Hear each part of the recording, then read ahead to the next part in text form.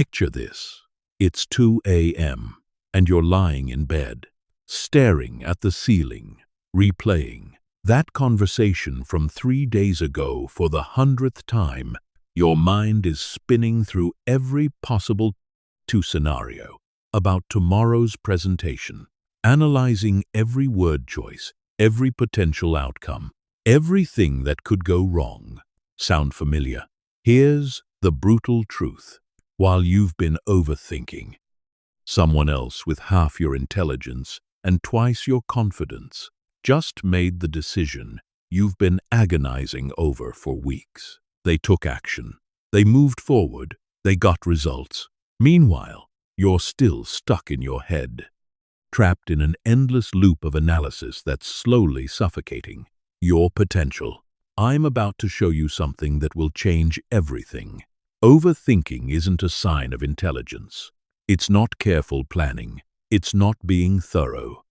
Overthinking is a mental prison that's stealing your time, your energy, and your opportunities, and the solution, it's simpler than you think in the next 15 minutes. You're going to discover why your brain tricks you into overthinking, the hidden costs that are destroying your life, and most importantly, the simple system that will free you from this mental trap forever.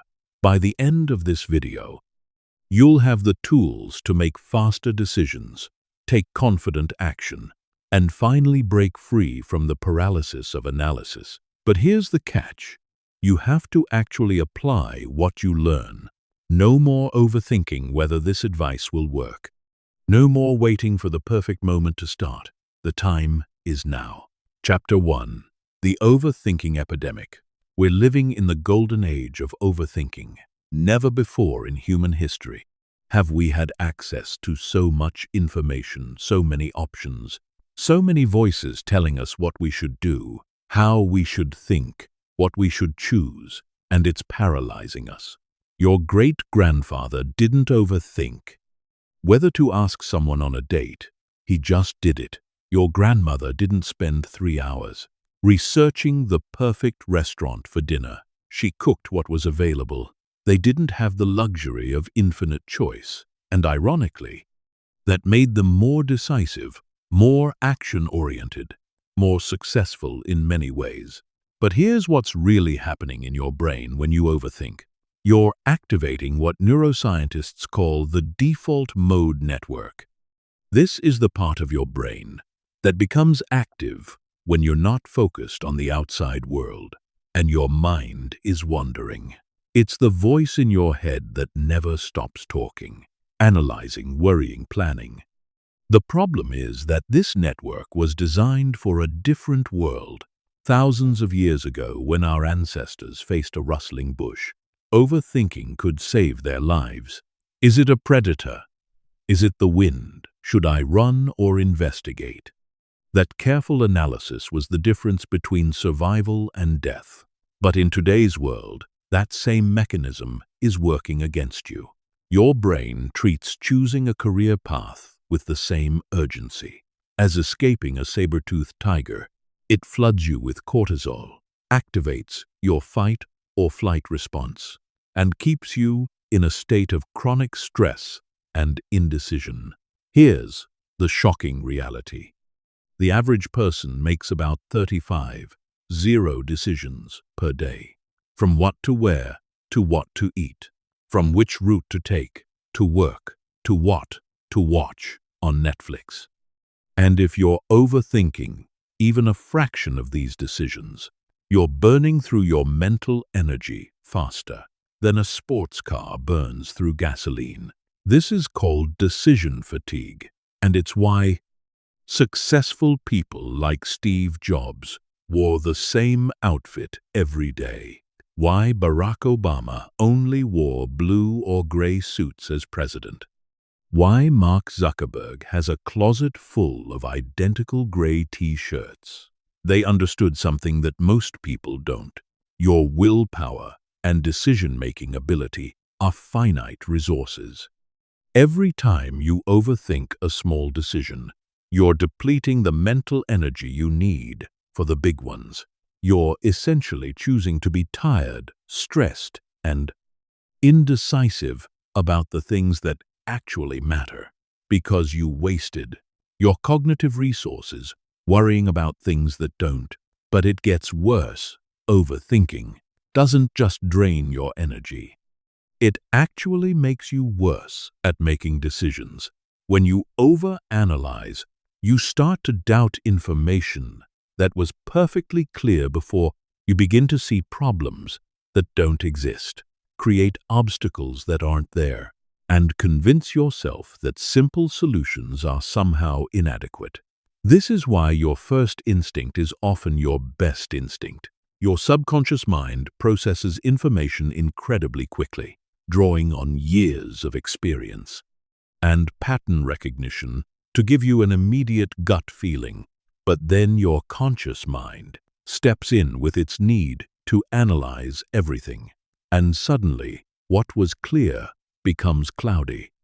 The most successful people in the world aren't the smartest.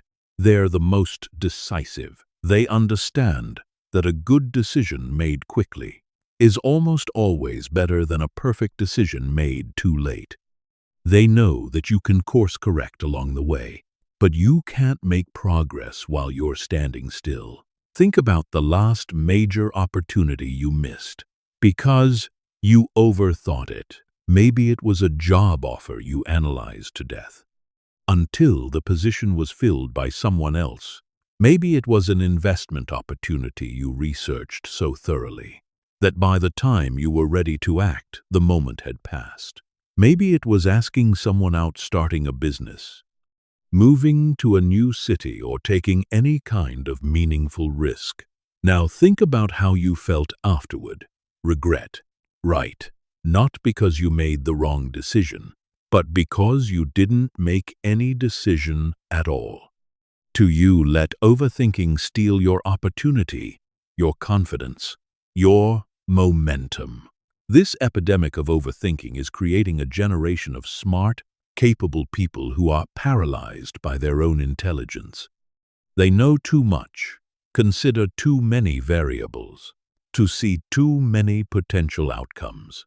They're like chess grandmasters trying to calculate every possible move in a game where the rules keep changing. Chapter 2. The Neuroscience of Mental Paralysis. Let's dive deep into what's actually happening in your brain when you get stuck in overthinking mode. Understanding the neuroscience will help you recognize when it's happening and give you the power to interrupt the pattern. When you start overthinking, your brain activates several key regions simultaneously. The prefrontal cortex, responsible for executive function and planning, goes into overdrive. It's like having a computer with too many programs running at once. Everything slows down, gets glitchy, and eventually freezes. At the same time, your anterior cingulate cortex, which processes emotions and monitors for conflicts, starts firing rapidly. This is the part of your brain that notices when things don't feel right, when there's uncertainty, when you're facing a potential threat to your ego or well-being. It's essentially your internal alarm system. And when you overthink, it gets stuck in the on position. Meanwhile, your amygdala, the brain's fear center, begins releasing stress hormones like cortisol and adrenaline. These chemicals were designed to help you respond quickly to immediate physical threats.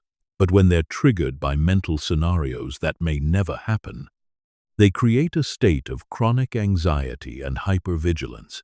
Here's where it gets really interesting. When your brain is in this overthinking state, it actually starts to form new neural pathways that reinforce the pattern.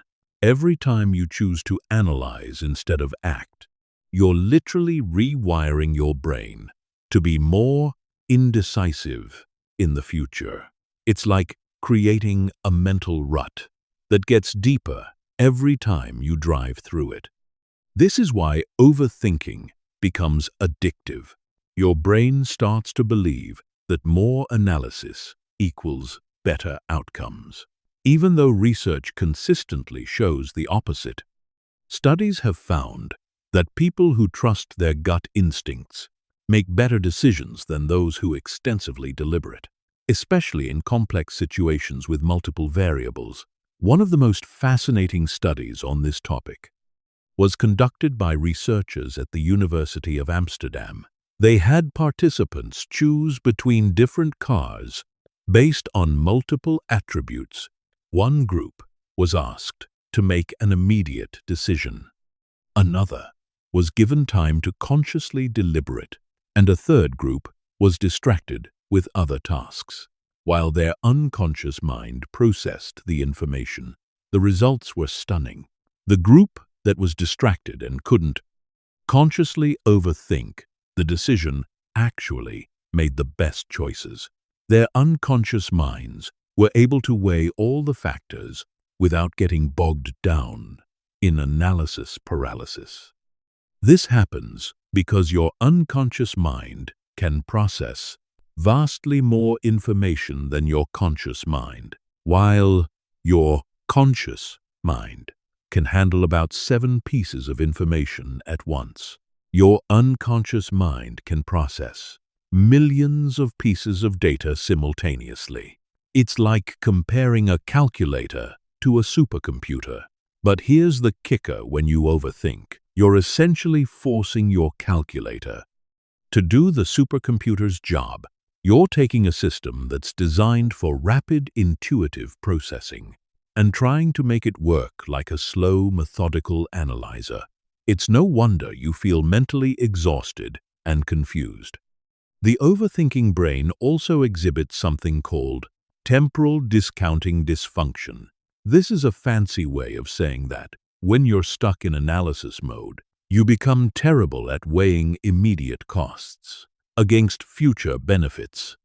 You start to overvalue minor risks and undervalue major opportunities. For example, you might spend weeks researching the perfect time to start investing, worried about market volatility and potential losses, while completely ignoring the massive opportunity cost of not investing at all. Your overthinking brain becomes so focused on avoiding small, immediate risks that it blinds you to large, long-term consequences. Neuroimaging studies show that overthinkers have increased activity in what's called the default mode network, a collection of brain regions that become active when you're not focused on the outside world. This network includes the medial prefrontal cortex, posterior insular cortex, and angular gyrus. And when it's overactive, it creates that constant mental chatter that never seems to stop.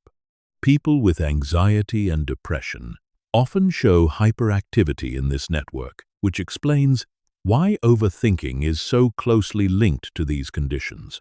The brain gets trapped in loops of self-referential thinking, constantly monitoring, analyzing, and worrying about internal states instead of engaging with the external world. But here's the good news. Neuroplasticity means your brain can change. Just as you've trained your brain to overthink through repetition, you can train it to be more decisive through different kinds of repetition. Every time you catch yourself overthinking and choose to take action instead, you're building new neural pathways that support quick, confident decision-making. The key is understanding that your brain's tendency to overthink isn't a character flaw or a sign of intelligence.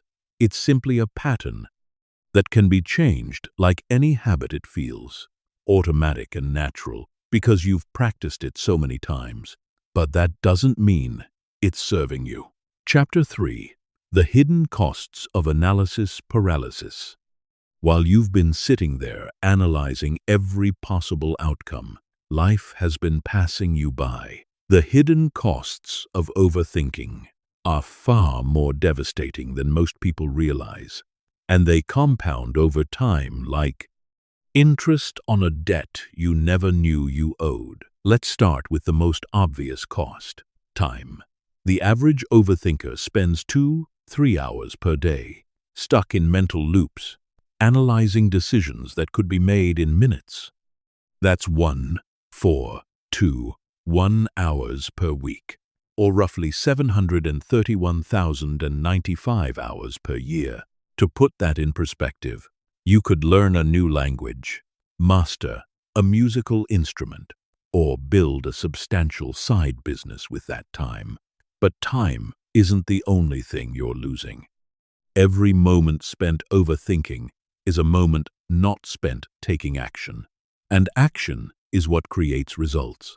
While you're perfecting your business plan, someone else is launching their imperfect version and learning from real customer feedback. While you're researching the perfect workout routine, someone else is at the gym, building muscle and strength. This leads to what psychologists call analysis paralysis, the state where you've analyzed a situation so thoroughly that you become incapable of making any decision at all. You've considered every angle, every risk, every possible outcome, and instead of feeling more confident, you feel overwhelmed and frozen. The irony is brutal. The more you think about a decision, the less confident you become in your ability to make it. This happens because overthinking activates your brain's error detection system, which starts to find problems and inconsistencies that weren't apparent before. What seemed like a clear choice becomes murky and complicated. This leads to what researchers call decision avoidance, the tendency to postpone or delegate decisions when they become too complex or overwhelming. You might tell yourself you're being careful and thorough, but what you're really doing is avoiding the discomfort of commitment and the possibility of being wrong. The financial costs of overthinking are staggering. In the investment world, analysis paralysis costs people millions of dollars every year, while overthinkers are researching the perfect stock, bond, or real estate investment. Markets move, opportunities disappear, and compound interest works against them instead of for them. Career-wise, overthinking is equally destructive. How many promotions have you not pursued because you weren't ready yet? How many networking events have you skipped because you didn't know exactly what to say? How many business ideas have died in your head because you couldn't stop finding potential problems? The opportunity cost of overthinking is enormous. Because opportunities have expiration dates. The job opening won't wait for you to perfectly craft your application. The potential business partner won't wait for you to finish your analysis. The chance to invest in that property won't wait for you to research every possible risk. But perhaps the most devastating cost is psychological. Chronic overthinking erodes your confidence in your own judgment. Every time you second-guess yourself, every time you analyze a decision to death, every time you choose analysis over action, you're reinforcing the belief that you can't trust your own instincts. This creates a vicious cycle. The less you trust yourself, the more you feel the need to overthink. The more you overthink, the less confident you become over time. You develop what psychologists call learned helplessness, the belief that your actions don't matter, that outcomes are beyond your control, that you're powerless to create the life you want. Relationships suffer tremendously from overthinking. When you overanalyze every text message, every facial expression, every social interaction, you create problems that don't exist and misconnections that do. You become so focused on managing impressions and avoiding rejection that you forget to be authentic and present. The energy cost of overthinking is also significant. Your brain uses about 20% of your body's total energy, and when it's stuck in overdrive, that percentage increases dramatically. This is why a day of overthinking can leave you feeling more exhausted than a day of physical labor. you're literally burning yourself out without producing anything of value. Creativity and innovation are casualties of overthinking as well. When your mind is constantly analyzing and critiquing, there's no space for new ideas to emerge. You become so focused on what's practical, safe and logical that you lose touch with what's possible, exciting and revolutionary. The health impacts are real too. Chronic overthinking triggers the same stress response as real physical threats, flooding your system with cortisol and adrenaline. Over time, this leads to elevated blood pressure, weakened immune function, disrupted sleep, and increased risk of anxiety and depression. Social costs accumulate as well. Overthinkers often become boring conversationalists because they're so focused on saying the right thing that they say nothing interesting at all. They miss out on spontaneous adventures, last-minute opportunities, and the kind of experiences that create lasting memories and deep connections. Perhaps most tragically, overthinking robs you of the present moment, while your mind is spinning through past regrets and future worries. Life is happening right now. You miss sunsets because you're worried about tomorrow's weather. You miss conversations because you're analyzing what you should say next. You miss opportunities for joy because you're focused on potential problems. The compound effect of these costs is staggering. Small decisions that could be made in seconds stretch into hours. Simple opportunities become complex problems. Clear paths become maze-like puzzles, and slowly, over months and years, overthinking transforms capable, intelligent people into hesitant, anxious, paralyzed versions of themselves. Chapter 4. Why your brain tricks you into overthinking. Your brain isn't trying to sabotage you when it falls into overthinking patterns. In fact, it's trying to protect you, using mechanisms that were perfectly adapted for a world that no longer exists. Understanding why your brain defaults to overthinking will help you recognize when it's happening and give you the compassion to change the pattern without fighting against your own nature. The primary culprit is what evolutionary psychologists call the better safe than sorry principle. For millions of years, our ancestors survived by being cautious, by thinking through potential threats, by considering what could go wrong before taking action. The humans who rushed into unknown situations without analysis often didn't live long enough to pass on their genes.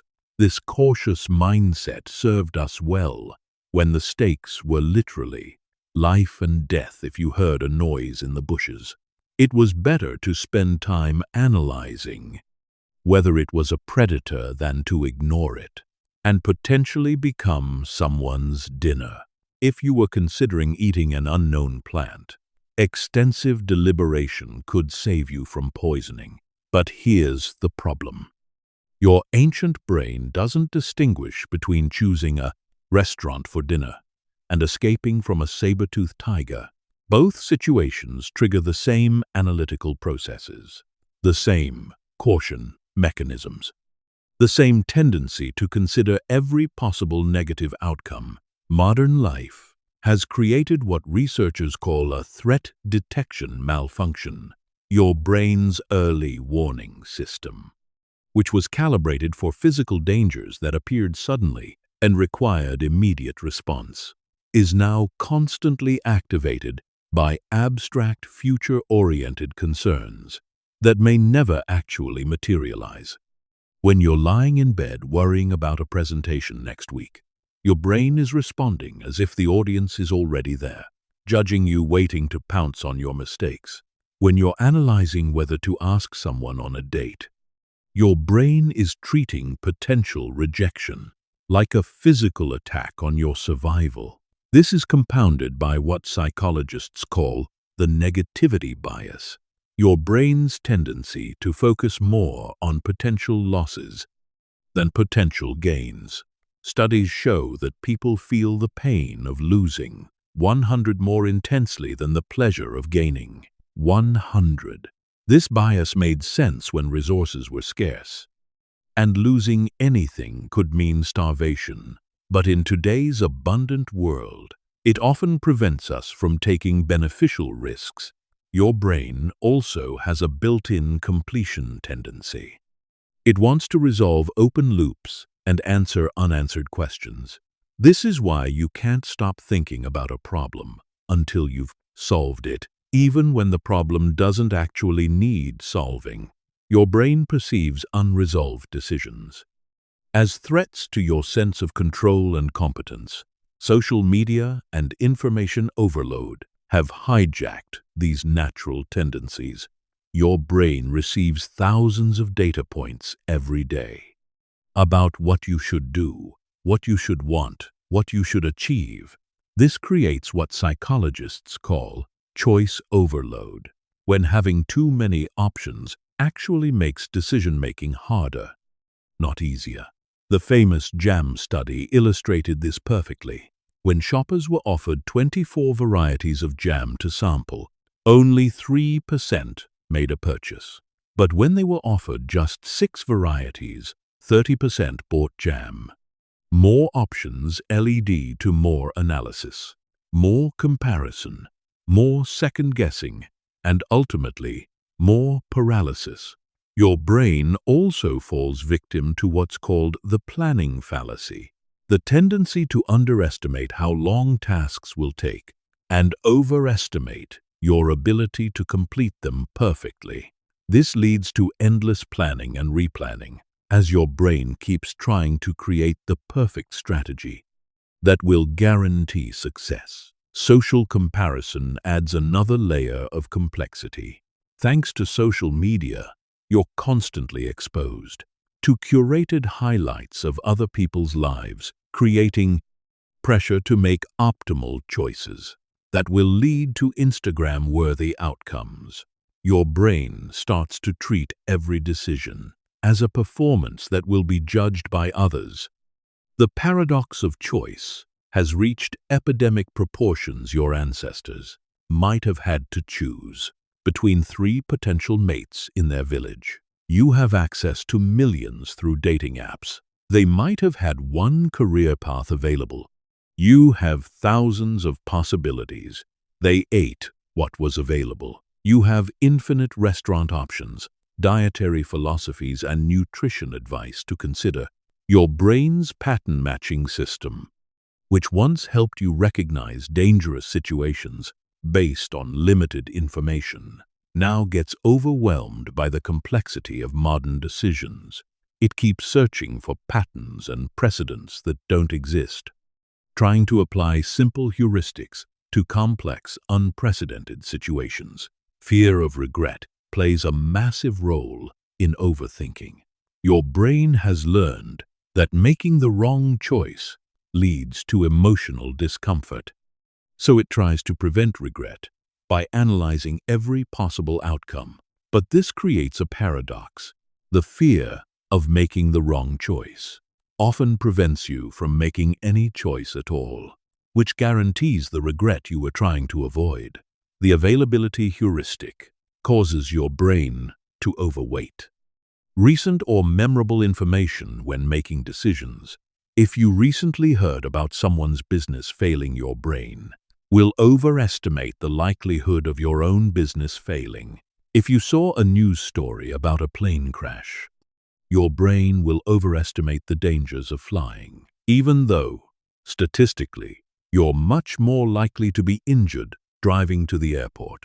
Perfectionism compounds all of these tendencies. Your brain starts to believe that there's one right answer to every question, one optimal choice in every situation. This creates impossible standards and endless analysis. As you search for a perfect solution that probably doesn't exist, the confirmation bias kicks in during extended analysis periods. Your brain starts to seek information that confirms your existing fears or doubts while ignoring evidence, that supports taking action. If you're scared of starting a business, you'll find every article about business failures while somehow missing all the success stories. Understanding these mechanisms isn't about judging your brain or trying to override its natural tendencies. It's about recognizing when these protective systems are working against you in modern contexts and developing strategies to work with your brain's nature while still taking decisive action. Chapter 5. The Illusion of Productive Thinking. Here's the most dangerous lie your brain tells you about overthinking: that it's productive, that all that mental spinning, analyzing, and planning is actually accomplishing something valuable, that you're being responsible, thorough, and intelligent by considering every angle before taking action. This illusion is so convincing that many overthinkers wear their analysis paralysis like a badge of honor. They tell themselves they're being careful, strategic, or thoughtful. They look at people who make quick decisions and judge them as impulsive, reckless, or shallow. But the research tells a completely different story. Studies consistently show that excessive deliberation leads to worse outcomes, not better ones. When researchers track decision quality over time, they find that people who trust their initial instincts and act quickly generally achieve better results than those who analyze extensively before acting. Why does this happen? Because thinking and doing activate completely different parts of your brain. When you're thinking about riding a bicycle, you use your prefrontal cortex to analyze balance, speed, and steering. But when you're actually riding a bicycle, you use your cerebellum and motor cortex to execute smooth, automatic movements. The thinking brain and the doing brain operate on entirely different systems. The same principle applies to every area of life. You can think about having a conversation with someone for hours, planning what you'll say, anticipating their responses, rehearsing your reactions. But the actual conversation will unfold based on real-time social cues, emotional dynamics, and spontaneous moments that no amount of pre-planning can predict. This is why the most charismatic people aren't the ones who plan out every word. They're the ones who stay present and respond authentically to whatever emerges. They trust their social intelligence to guide them in the moment, rather than trying to script the interaction in advance. The illusion of productive thinking is reinforced by the fact that analysis feels like work. Your brain is active, you're using energy, you feel mentally engaged. But feeling busy isn't the same as being productive.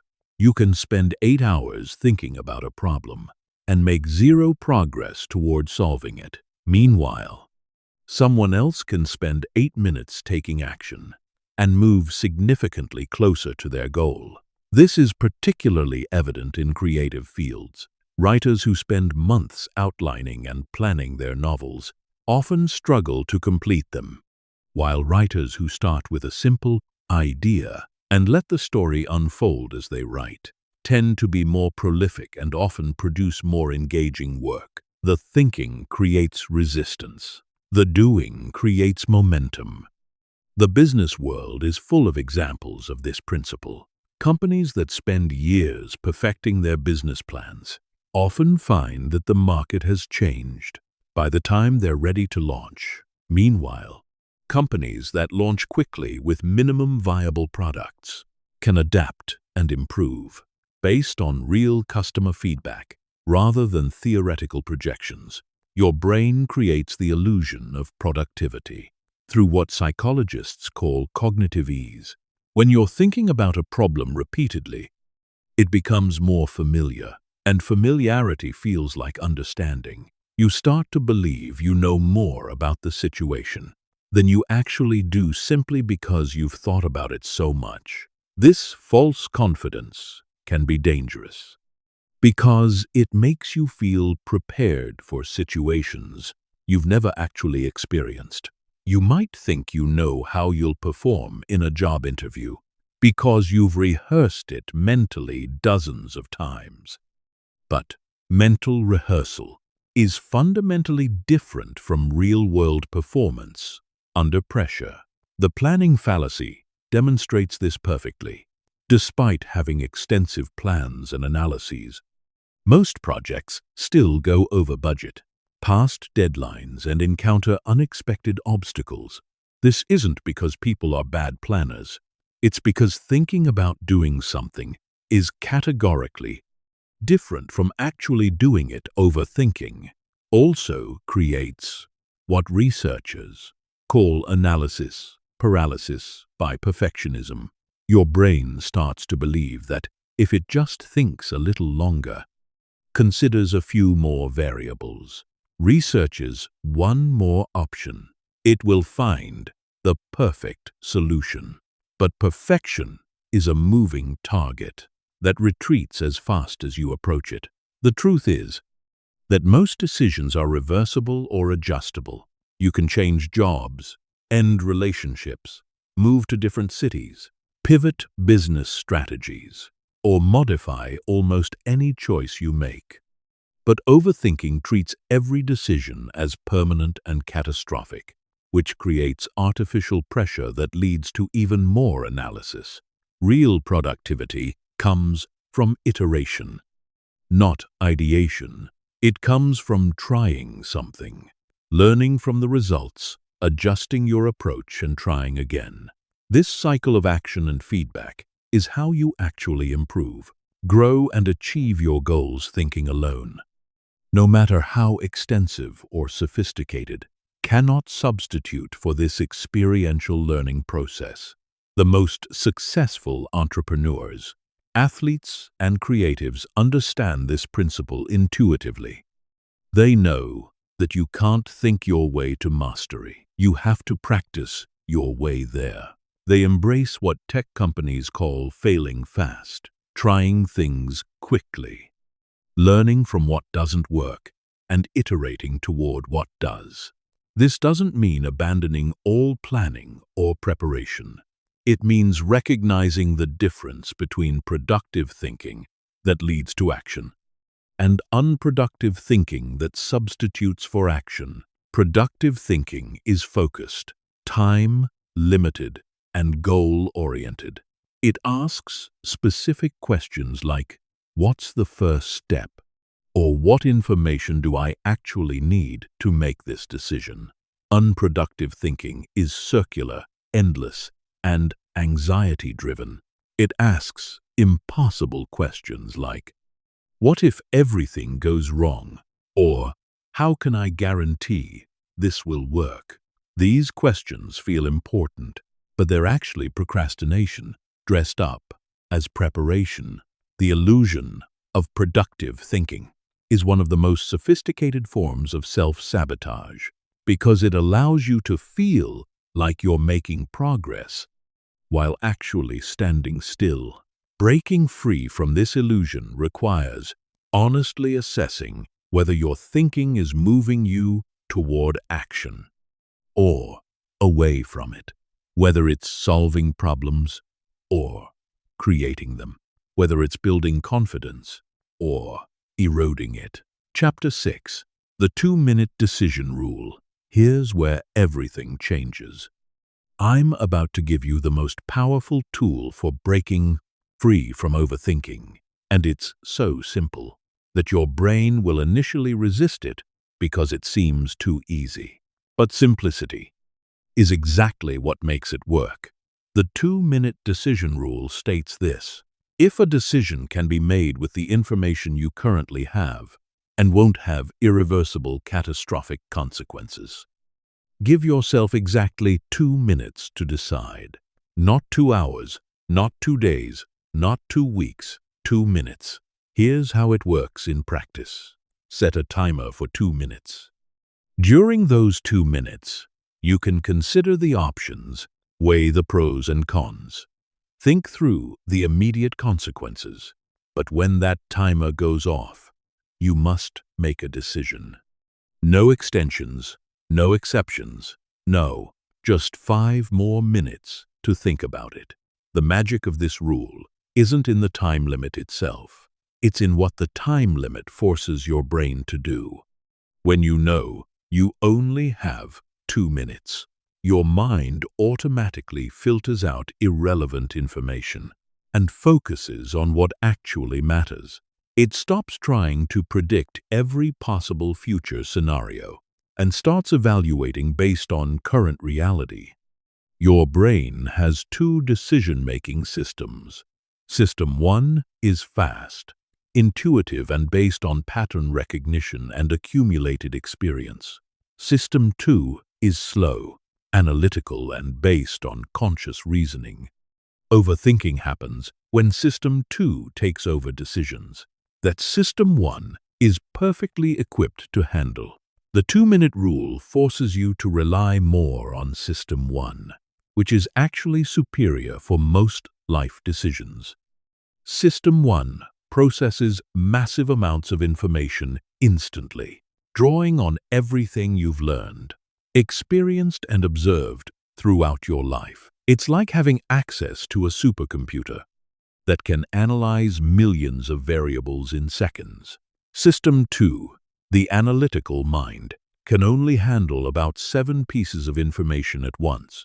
When you give it a complex decision with multiple variables, it gets overwhelmed and starts creating artificial complications to justify its involvement. It's like asking a calculator to run a complex simulation. It's not designed for that kind of work.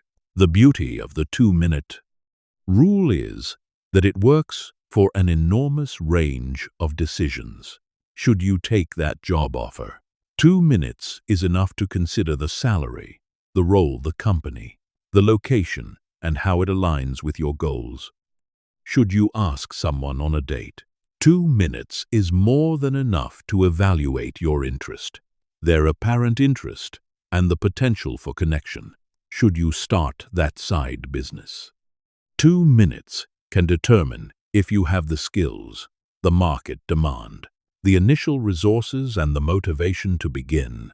Should you end a relationship that's not working? 2 minutes is sufficient to assess your happiness, your partner's happiness, your shared goals, and whether the issues are solvable. But here's what separates successful people from chronic overthinkers. They understand that most decisions are not permanent. If you take a job and it's not the right fit, you can find another job. If you ask someone out and they say no, you can ask someone else. If you start a business and it doesn't work, you can start a different business or go back to employment. The fear of making the wrong decision is almost always disproportionate to the actual consequences of that decision. Your brain treats choosing a restaurant like a life or death scenario. But in reality, the worst-case scenario is a mediocre meal and the loss of an hour and some money. These consequences are so minor that spending more than 2 minutes deciding is objectively irrational. Even bigger decisions rarely have the catastrophic consequences your overthinking brain imagines. Moving to a new city. If you don't like it, you can move again, changing careers. Most people change careers multiple times throughout their lives. Getting married, divorce exists, and while it's not ideal, it's not the end of the world either. The 2-minute rule also eliminates decision avoidance. When you know you have to decide in 2 minutes, you can't postpone the decision indefinitely. You can't wait for more information, more time, or more certainty. You have to work with what you have right now, which is almost always sufficient for making a good decision. This rule forces you to distinguish between decisions that matter and decisions that don't. If you can't decide something in 2 minutes, ask yourself, is this decision actually important enough to warrant extended analysis? Or am I overthinking something that will have minimal impact on my life? Most of the decisions we agonize over fall into the second category. What to wear to work, what to have for lunch, which movie to watch, what to post on social media. These micro decisions consume enormous amounts of mental energy. Despite having virtually no impact on our long-term well-being or success, the 2-minute rule also builds decision-making, confidence. Every time you make a quick decision and survive the consequences, which you almost always will, you prove to yourself that extensive analysis isn't necessary. You start to trust your judgment, your instincts, your ability to handle whatever results from your choices. Start implementing this rule immediately with low-stakes decisions. When you're choosing what to eat for lunch, set a 2-minute timer and decide. When you're picking something to watch on Netflix, give yourself 2 minutes max. When you're deciding whether to go to a social event, 2 minutes is plenty. As you build confidence with small decisions, gradually apply the rule to bigger ones. The key is to start where the stakes are low, so you can prove to yourself that quick decisions don't lead to disaster. In fact, you'll likely find that your quick decisions are just as good as, and often better than, your extensively analyzed ones. Remember, the goal isn't to make perfect decisions. The goal is to make good enough decisions quickly, so you can spend your time and energy implementing those decisions, rather than endlessly reconsidering them. Action beats analysis every single time. The 2-minute rule will feel uncomfortable at first, because it goes against everything your overthinking brain believes about decision-making. Your brain will insist that important decisions require more time, more analysis, more consideration. But your brain is wrong. Most decisions require more action, not more thought. Chapter 7.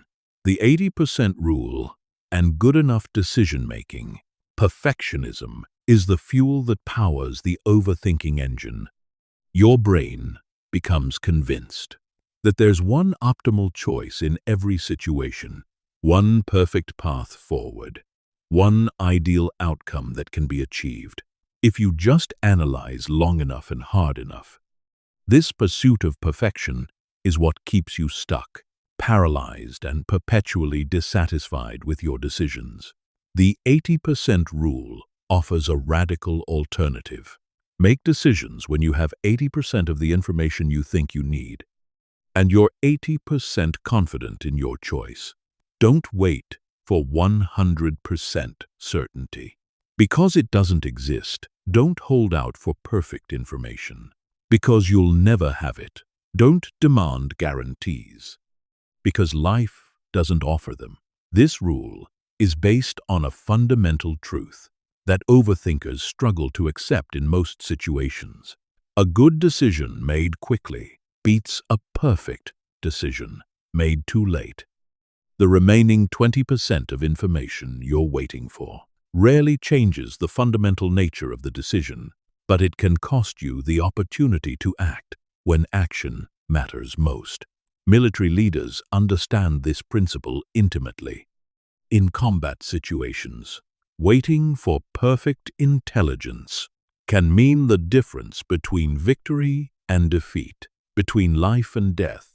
They operate on what they call the 70% solution. If you have 70% of the information and 70% confidence you act, the speed of decision matters more than the perfection of decision. Business leaders operate similarly. Amazon's Jeff Bezos was famous for making decisions with what he called disagree and commit. If he was 70% confident in a direction, he would fully commit to it, rather than spending months trying to get to 90% confidence. This decision-making Speed was a key factor in Amazon's ability to innovate and dominate multiple markets. The 80% rule works because of diminishing returns on analysis. The first 20% of your research typically provides 80% of the useful information. The next 60% of research provides only 20% additional value. The final 20% of research, the part that gets you from pretty sure to absolutely certain, provides almost no additional value, while consuming enormous amounts of time and energy. Think about buying a car. The first hour of research tells you about reliability ratings, price ranges, fuel efficiency, and safety scores. The second hour might teach you about specific features, warranty details, and dealer incentives. But the 20th hour of research, you're probably comparing thread counts on floor mats, or analyzing the exact shade differences between paint options. That's not productive research. That's procrastination disguised as preparation. The 80% rule also acknowledges a crucial reality. You can course correct as you go. Most decisions aren't permanent, and most mistakes are recoverable. If you choose a direction and new information emerges that suggests a different path would be better, you can adjust. But you can't make progress while you're standing still, waiting for perfect clarity. This principle applies powerfully to career decisions. You don't need to find the perfect job. You need to find a good job that moves you in the right direction. You can learn what you like and don't like through actual experience. Then use that information to make your next career move. But if you wait for the perfect opportunity, you might wait forever while missing dozens of good opportunities that could have advanced your career. The same logic applies to relationships. You don't need to find the perfect person. You need to find someone who meets your core criteria and with whom you feel a genuine connection. You can learn about compatibility through spending time together, not through endless analysis of their social media profiles or interrogation of mutual friends. Entrepreneurship is perhaps the perfect example of why the 80% rule matters. No business plan survives contact with real customers. No matter how thoroughly you research your market, your competitors, your pricing strategy, you won't know what actually works until you launch and start getting real-world feedback. The entrepreneurs who succeed are those who launch with good enough plans and iterate based on actual results. The 80% rule helps you avoid what researchers call information overload paralysis.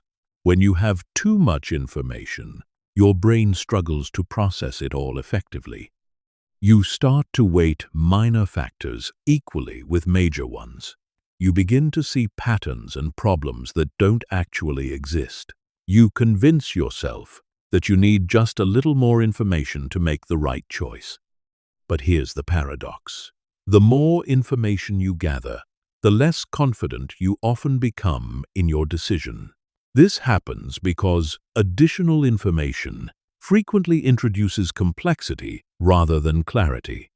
You start to see downsides you hadn't considered, alternatives you hadn't explored, variables you hadn't accounted for. This is why your first instinct is often your best instinct. Your initial reaction to a situation is based on rapid processing of the most relevant information, filtered through your experience and intuition. As you gather more information, you start second-guessing this initial assessment, even though it was likely more accurate than your overthought conclusion. The 80% rule also protects you from analysis paralysis by imposing a decision deadline. Once you reach 80% confidence, You stop researching and start acting. This prevents the endless deferral that characterizes chronic overthinking. Implementing the 80% rule requires developing comfort with uncertainty. You have to accept that you'll never have complete information, that some risk is inherent in every decision, that you can't control every outcome. This acceptance is liberating because it frees you from the impossible burden of trying to predict and prevent every possible negative consequence. Start practicing with decisions where the stakes are moderate. When you're choosing a vacation destination, stop researching when you're 80% sure about a place. When you're deciding whether to attend a social event, make the call when you're 80% confident about your preference. When you're considering a purchase, buy it when you're 80% satisfied with your research. The key is to recognize the difference between useful information and information gathering as procrastination. Useful information directly impacts your decision. Procrastination information is just more data that makes you feel busy, without actually moving you closer to a choice. Remember, the goal isn't to be right 100% of the time. That's impossible. The goal is to be right often enough, that your quick decisions create better outcomes than your slow ones. And research consistently shows that people who make faster decisions with less information often achieve better results than those who analyze extensively before acting. The 80% rule teaches you to trust yourself, to value speed over perfection, and to embrace the iterative nature of life. You make the best decision you can with the information you have, then adjust course as new information emerges. This approach leads to faster progress, less stress, and surprisingly better outcomes than the perfectionist alternative. Chapter 8: Creating Decision Deadlines that Actually Work. One of the most insidious aspects of overthinking is how it creates the illusion of productivity, while actually preventing progress. You tell yourself you're still deciding or gathering more information, but what you're really doing is avoiding the discomfort of commitment. Decision deadlines cut through this self-deception by forcing action within a specific time frame. But not all decision deadlines work. Most people set arbitrary deadlines that their brains don't take seriously, or they set unrealistic deadlines that create stress without promoting good decision-making. Effective decision deadlines have specific characteristics that make them psychologically compelling and practically useful. First, effective deadlines are tied to external consequences, not just internal preferences. If you tell yourself you'll decide about a job offer by the end of the week, your brain knows there's no real consequence for missing that deadline. But if the job offer expires at 5 p.m. on Friday, your brain treats that as a hard boundary that must be respected. This is why artificial scarcity works so effectively in marketing. When a sale is ending at midnight, when there are only 3 items left in stock, when an offer is available for the next 24 hours only, your brain shifts into decision mode. It stops analyzing and starts choosing. Because the window of opportunity is closing, you can create this same urgency for your own decisions by tying them to real external deadlines. If you're trying to decide whether to take a class, register by the early deadline to save money. If you're considering a career change, apply for jobs before the application deadlines close. If you're thinking about moving to a new city, book apartment viewings for a specific weekend trip. Second, effective deadlines are short enough to prevent overthinking, but long enough to allow adequate consideration for most personal decisions. This sweet spot is between 24 hours and 1 week shorter deadlines. Don't give you enough time to gather essential information. Longer deadlines give your brain too much time to spiral into analysis. Paralysis. The key is calibrating the deadline to the importance and complexity of the decision. Choosing a restaurant for dinner tonight gets a 15-minute deadline. Deciding whether to accept a job offer gets a 3-day deadline. Choosing whether to buy a house gets a 1-week deadline. The more important the decision, the longer the deadline, but never longer than necessary for adequate consideration. Third, effective deadlines include specific trigger points that move you from analysis to action. These are predetermined criteria that automatically shift you into decision mode. For example, I'll research vacation options for 2 hours, then book whichever destination seems most appealing, or I'll consider this relationship for 1 month, then decide whether to commit.